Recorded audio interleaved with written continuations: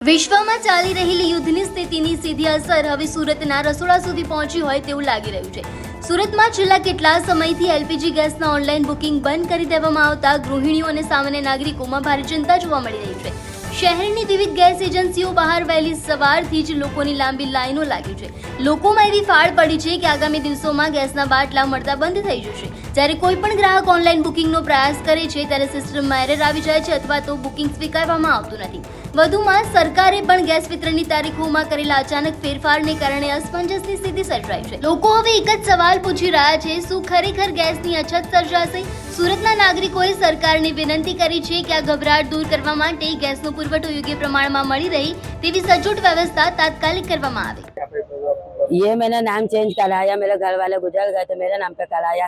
2000 रुपए का खर्चा करा मैंने उसे 2000। तो फिर बोले बाटला नोंधा गया, 8 दिन हुआ जी बाटला आया नहीं। घर पे से भी फोन करते तो यहाँ पे उचकते नहीं हैंगे, तो बाटला नोंधाता नहीं हमारा, तो उसकी प्रॉब्लम है हमारे को। इस तरह की परेशानी हो रही है।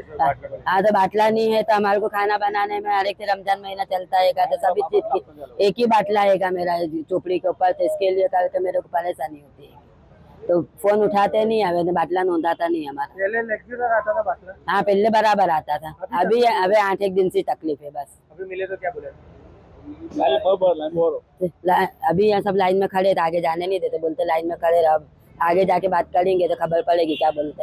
મારું નામ છે, મારો બાટલો લખવા માટે હું અહીંયા આવ્યો છું। ઓનલાઈન બાટલો બુક નહોતો તો એ માટે આવ્યો છું, બરાબર। આપણે અત્યારે ત્યાંથી મારે લગભગ 15 કિલોમીટર આજુબાજુ થાય છે। ત્યાંથી હું અહીંયા અત્યારે આવ્યો છું, બાટલો લખાતો નથી એટલે એ માટે આવ્યો છું। બીજો હું નિયમમાં ફેરફાર આ મેળા ઓફિસમાં નિયમમાં ફેરફારમાં એમ કીધું છે કે ભાઈ તમારો 2 દિવસ પછી પાછું ઓનલાઈન બુક ચાલુ થઈ જશે।